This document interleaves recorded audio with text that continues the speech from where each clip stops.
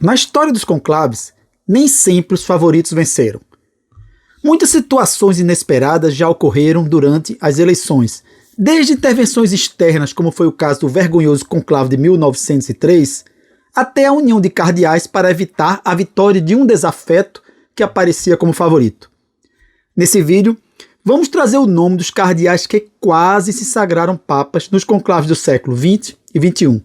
Ou seja, daqueles que tiveram uma votação expressiva no conclave, alguns chegando a liderar, mas que no transcorrer dos escrutínios acabaram, por um motivo ou outro, perdendo a eleição, muitas vezes perdendo para verdadeiras zebras cujos nomes surgiram em face de circunstâncias inesperadas.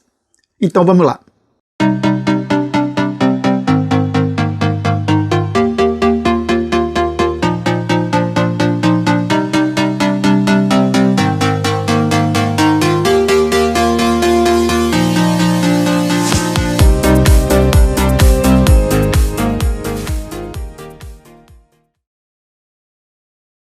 Sem dúvida alguma, esse foi o conclave mais polêmico dos séculos XX e XXI.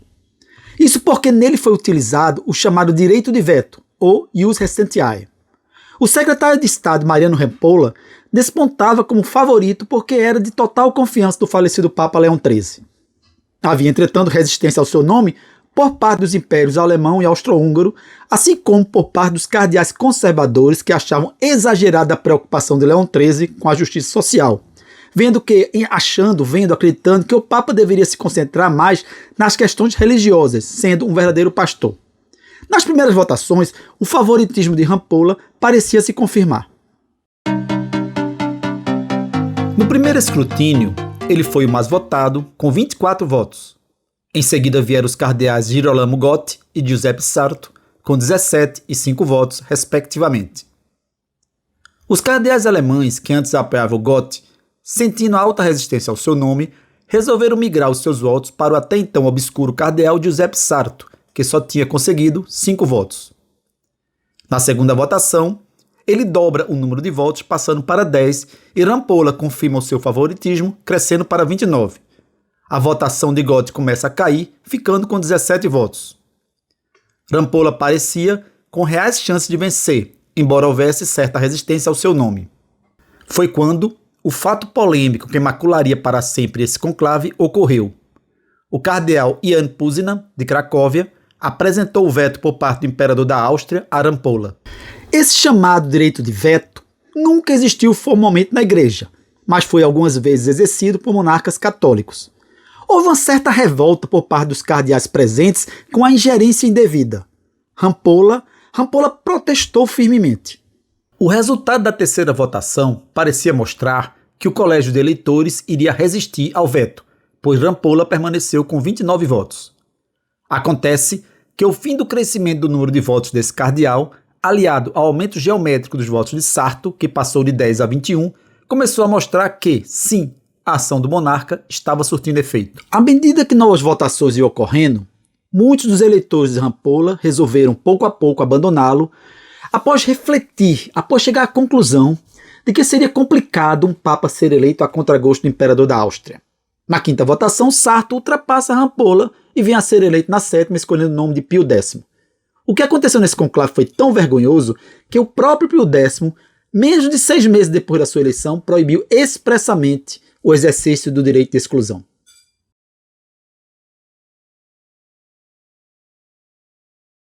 O conclave de 1914 ocorreu com o mundo dividido por causa da Primeira Guerra Mundial. Havia nações católicas brigando entre si. A Áustria, por exemplo, ela fazia parte da Tríplice Aliança, enquanto a França integrava a Tríplice Entente.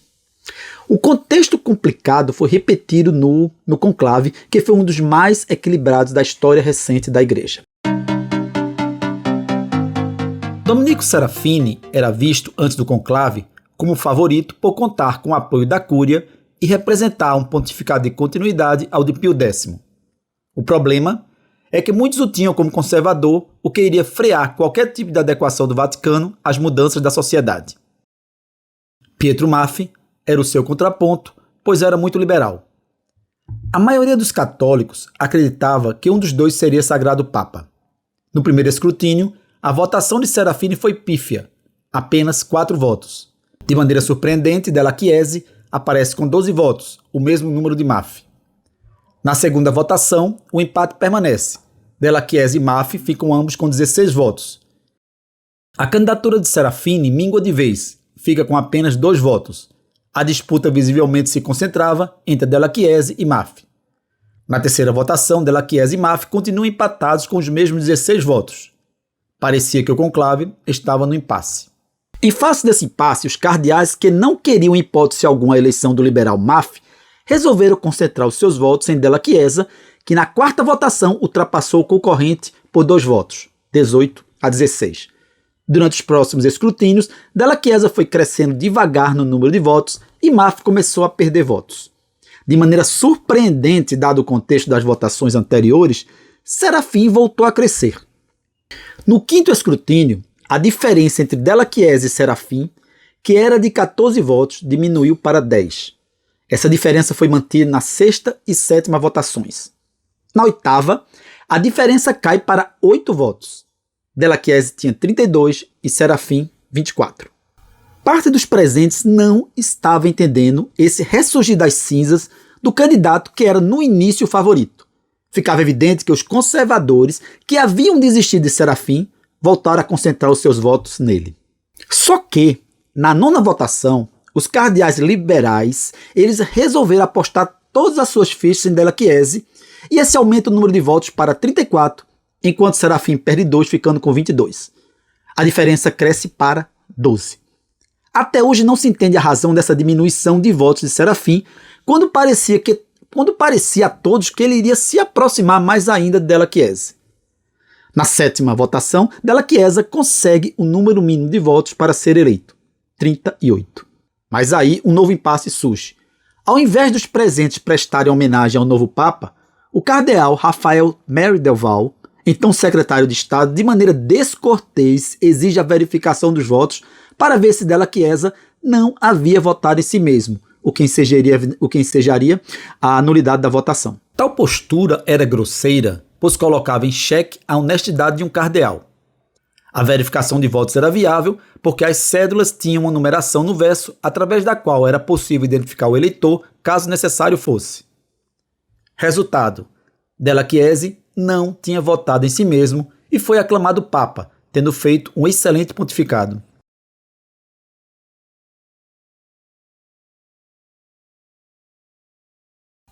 Com a morte do Papa Bento XV, inicia-se o conclave de 1922. O colégio de eleitores estava extremamente dividido, surgindo como candidatos favoritos o cardeal Raphael Mary Del Val, representando os conservadores, e Pietro Gasparri, que tinha posição semelhante à do falecido Papa. Também era visto com chances o cardeal liberal Pietro Maffei. Rafael Del Merri inicia na frente, sendo mais votado no primeiro escrutínio.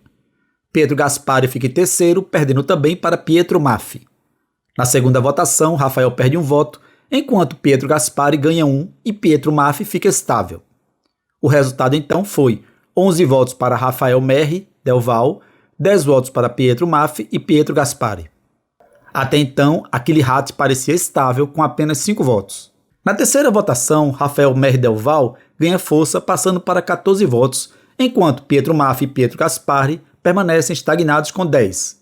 Aquele rato ganha um voto. Na quarta votação, a eleição parecia caminhar para Rafael Mary Del Val, pois ele passou para 17 votos, enquanto Pietro Maffei ficou com 9 e Pietro Gasparri cresceu para 14. Hatt permanecia com os seus 5 votos. Na quinta votação, o inesperado ocorreu. Rafael, ao invés de continuar a ascendência, perdeu 4 votos, ficando com 13. Pietro Maffei não teve votos. Pietro Gasparri cresceu, passando para 21 votos. Hatt permaneceu com apenas 5. Ao invés de ocorrer a convergência para o cardeal que vinha tendo mais votos, houve um deslocamento de votos para o terceiro mais votado no escrutínio anterior, que passou a ficar na dianteira. Na sexta votação, o número de votos de Rafael despenca para apenas 7. Pietro Gasparri passa para 24. O conclave parecia agora tender para uma vitória de Gasparri. Acontece, entretanto, que Gasparri estagnou nos 24 votos nos sétimo, oitavo e nono escrutínios. Hatt permanecia pontuando na casa dos 5 votos, tendo crescido um pouco apenas na 9ª votação, passando a 11 votos. Estava evidente o impasse do conclave. Ninguém parecia ter força para vencer. Foi quando alguns cardeais perceberam que nenhum dos 3 favoritos iam ter condições de vencer o conclave. Começou-se, então, um processo de convergência dos votos para Ratti, que tinha a vantagem de não estar comprometido nem com o grupo conservador, nem com o grupo liberal. O italiano passou a ser, a contragosto, um candidato de consenso. No 10º escrutínio, Ratti ganha mais 3 votos, enquanto Gasparri perde 5. Os efeitos da ação dos cardeais começavam a ser sentido. A partir daí, Ratti iria ganhar força cada vez mais, vindo a ser eleito na 14ª votação, tendo escolhido o nome de Pio XI.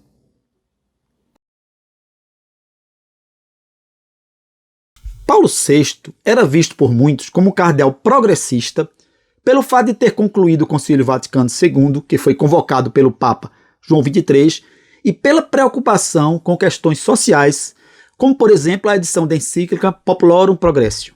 Havia então uma certa leitura entre muitos de que o novo Papa deveria ser mais conservador. Nesse contexto, o cardeal Giuseppe Siri surgiu como um fortíssimo candidato. Os vaticanistas achavam que ele só poderia perder se fosse para o cardeal Sergio Piccinadoli. Esse favoritismo foi confirmado no 1º escrutínio. Siri foi o mais votado com 25. Um nome, entretanto, apareceu em segundo lugar com 23 votos.